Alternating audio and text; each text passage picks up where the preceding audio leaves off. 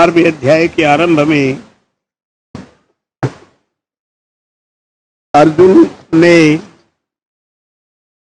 भगवान श्री कृष्ण से एक प्रश्न पैदा किया और वो प्रश्न ये था, एवं सतत युक्ता ये भक्तास्त्वां पर्युपासते ये चाप्यक्षरमव्यक्तम् तेषां के योगवित्तमा। अर्जुन के मन में एक शंका पैदा हुई, उसकी निवृत्ति के लिए उसने ये प्रश्न किया। प्रश्न ये किया, कुछ लोग तो इस प्रकार के हैं जो लगातार निरंतर आपका चिंतन करते हुए आपकी उपासना करते हैं, आपका ध्यान करते हैं, और कुछ ऐसे हैं जो अव्यक्त निराकार चेतन की उपासना करते हैं। उनमें से आपको कौन सी प्यारे लगती, उनमें से किसका दर्जा ठीक है, ये बताइए। भगवान ने उसकी बात का उत्तर दिया। उत्तर में भगवान श्री कृष्ण ने कहा, मयि आवेश्य,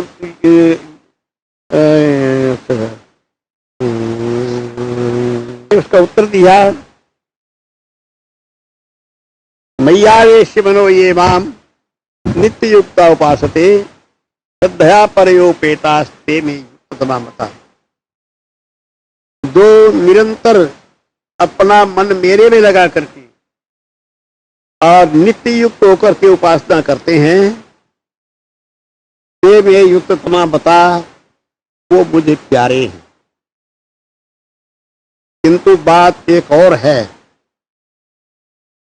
और बात ये है, ये तत्क्षरम निर्देश्यम अव्यक्तम परिभाषते सर्वत्र चिंतन च कूटस्थम मधुरम ध्रुवम तन्नियम इंद्रिय ग्रामम सर्वत्र समबुद्धया ते प्राप्नुवन्ति मामेव सर्वभूत हिते रतः क्लेशोऽधिकतरस्तेषाम् अव्यक्तासितेषाम् अव्यक्ता ही गतिर्दुःखम देहवद्भिर्वाप्यते। भगवान ने कहा, जो मेरे में मन लगा करके नित्य युक्त होकर के मेरी उपासना करते हैं, वो मुझे प्यारे हैं, और अपनी इंद्रियों पर कंट्रोल करके, नियंत्रण करके जो उस अव्यक्त चेतन की उपासना करते हैं, ते प्राप्नुवन्ति मामेव सर्वभूते हिते रताः, वो भी अंत में मुझे ही प्राप्त होते हैं। प्राणी मात्र का के प्रति हित रखते हुए ते मामेव प्राप्नुवन्ति, मुझे ही प्राप्त हो जाते हैं। किंतु क्लेशोऽधिकतरस्तेषाम् अव्यक्तासक्तचेतसाम् अव्यक्ता ही गतिर्दुःखम देहवद्भिर्वाप्यते। उनको कष्ट बहुत होता है जिनका चित्त अव्यक्त में आसक्त हो गया है। देहधारियों के द्वारा अव्यक्त चेतन का प्राप्त कर लेना बहुत कठिन है। लगे रहते हैं, कोशिश करते रहते हैं, किंतु कठिन है वो बात। अब इस बात को समझो, मैं तुम्हें समझाऊं। एक तो वो व्यक्ति हैं जो निर्गुण चेतन का ध्यान करते हैं। क्या ध्यान करेंगे? जो निर्गुण है, गुणातीत हैं, निराकार हैं, आकार रहित हैं, मन उनका क्या चिंतन करेगा? मन उनका चिंतन कर नहीं सकता, क्योंकि आंख ने उनको देखा नहीं, कान ने उनका सुना है, आंख ने उनकी कोई शक्ल नहीं देखी, जीभ ने कोई रस अनुभव नहीं किया, चमड़ी ने उनका कोई स्पर्श नहीं किया, और इसी प्रकार से कोई शक्ल उनके सामने आई नहीं, तो मन चिंतन क्या करेगा? मन यदि चिंतन करता है वो तो किसी आकृति विशेष का चिंतन करता है, या किसी रस विशेष का करता है, किसी गंध का चिंतन करता है, किसी नाद का, शब्द का चिंतन करता है। जहां पर न रूप है, न रस है, न गंध है, न स्पर्श है, मन वहां पहुंच ही नहीं सकता।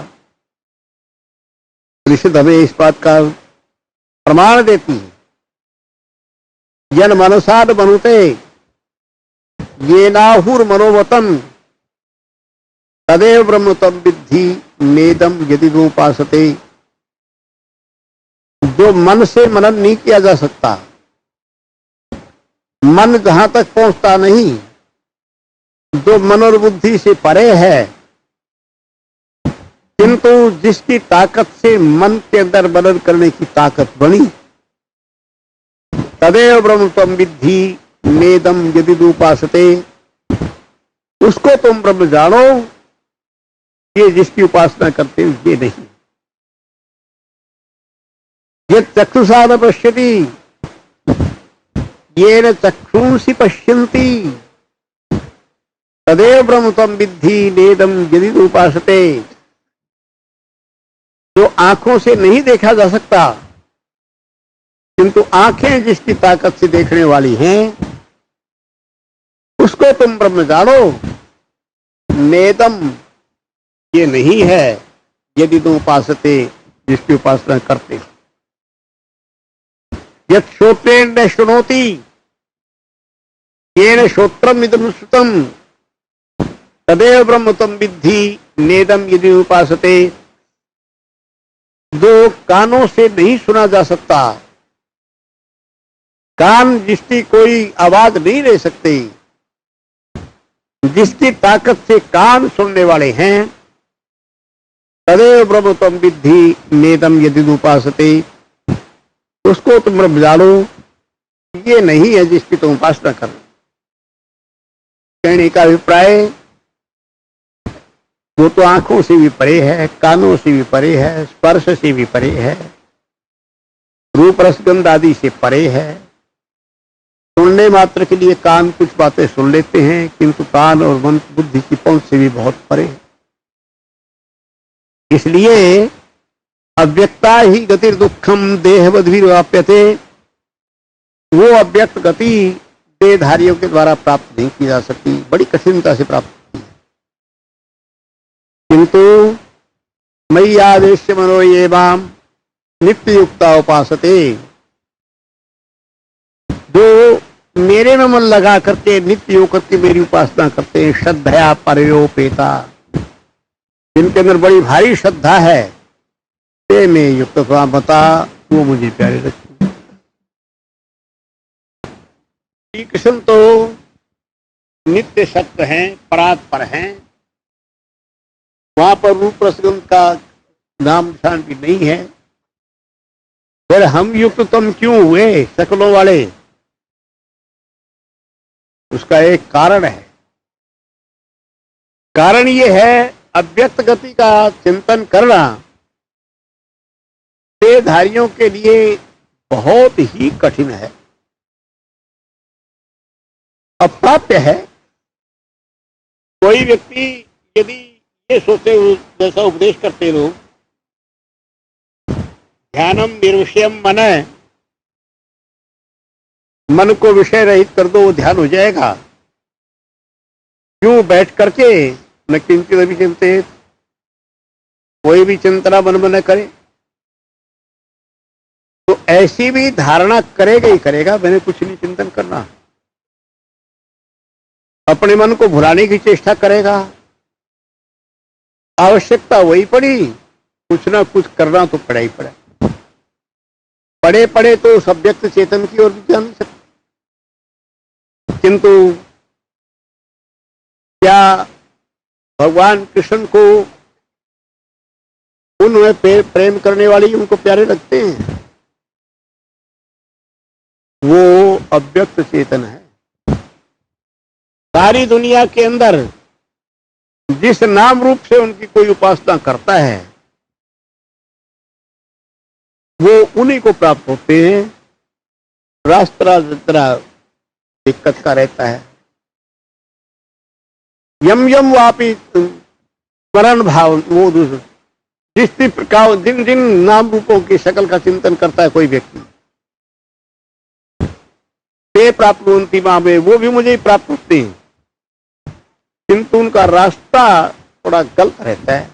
मिल तो जाते हो, बुद्धि योग तो भगवान दे देते हैं, अपना क्यों कहा? योग दर्शन गवाही देता है।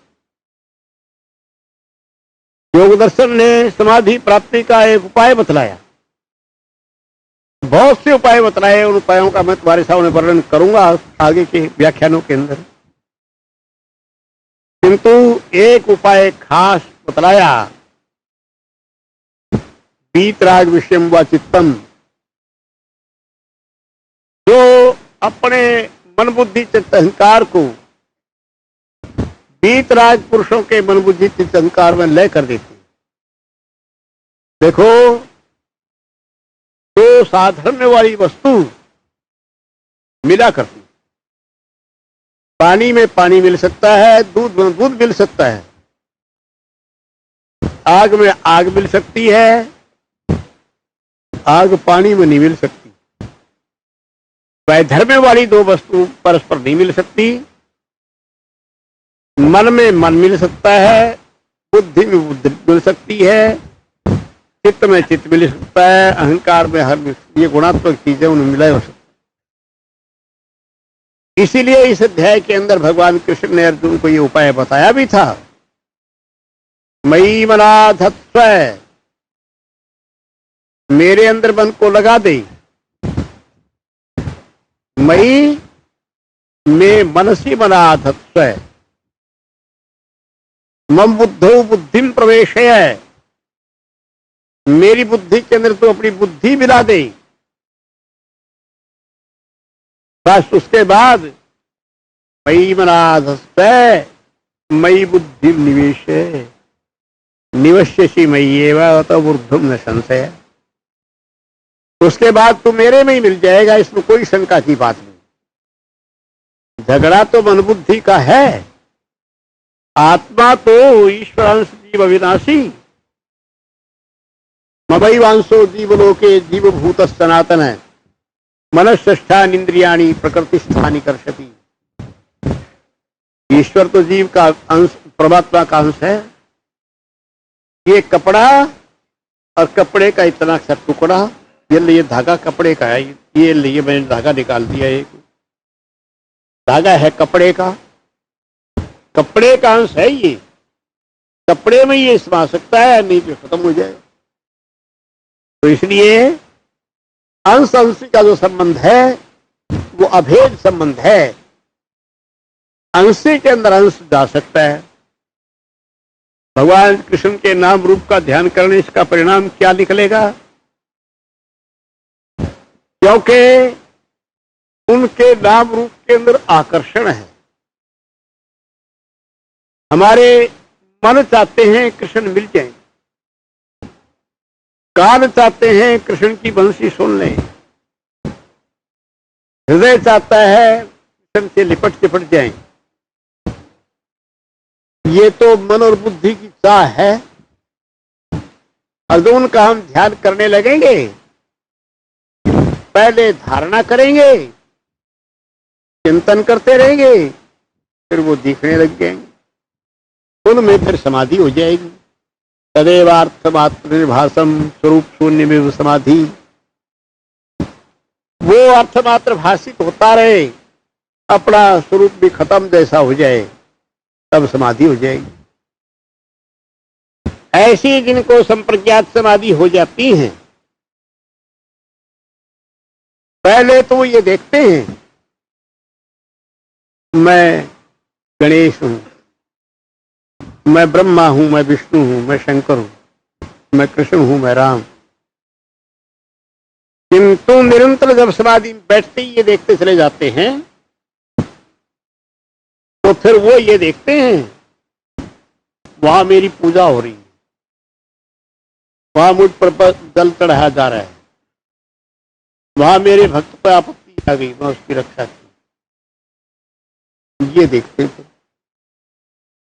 मैंने तुम्हें घटना बतलाई थी, नेपाल के जंगलों में एक भगवान शंकर का भक्त, शिव भक्त, उसको कोई आदमखोर व्यक्ति, उसने उसको पकड़ लिया। वो नराभक्षी होते हैं, खाने की चेष्टा करी। उसने भगवान शंकर को याद किया। आवाज हमारे दादा गुरु महाप्रभु जी के कानों में पड़ी। श्री प्रभु जी कहते थे, महाप्रभु जी चट चिमटा लेकर उसको मारा पूरी तरह से उसी समय कि मेरा बच्चा है, इसको अरे मतलब ये वो तो गुणातीत हैं, किंतु यदि कोई लीन रहने वाले किसी योगी का चिंतन करता है तो उसको उसका आभास अवश्य होता है। इसलिए भगवान अखिलात्मा श्री कृष्णचंद्र ने अव्यक्त चेतन की अपेक्षा अपने नाम रूप का चिंतन इसलिए श्रेष्ठ माना कि उनके नाम रूप के अंदर हमारा मन बुद्धि चल दी जा सकती। देखो, तुम सबको जो रास्ता बतलाया गया, हमारी हर वक्त चेष्टा रहती है हमारा एक एक बच्चा ऊंची प्रगति को प्राप्त हो। आज पर्व का दिन था, सब गंगा की त्रिवेणी में तुम स्नान कराए, बहुत अच्छा किया। उसके बाद हमने ये नियम रखा, 5 से 7 बजे तक हमने मंत्र जाप कराया, यहां बैठकर आज्ञा दे देख कराया। और फिर उसके बाद 7 से 9 बजे तक मंत्र जाप कराया, फिर कीर्तन कराया। उसके बाद हमने आरती की। अब ये उपदेश का क्रम रखा। आज ये क्रम इस तरह निभाया कि हमारे किसी बच्चे का एक श्वास भी खाली न जाए, उनके चिंतन का मादा बना रहे और वो परम पुरुष की ओर बढ़ते चले जाएं। यदि प्रयाग में आए तो प्रयाग में आने का ये फल बराबर मिले। इसलिए ये क्रम कीर्तन का रखा, मंत्र जाप का रखा, खाने का रखा। 3 कार्यक्रम अब तक चलते रहे।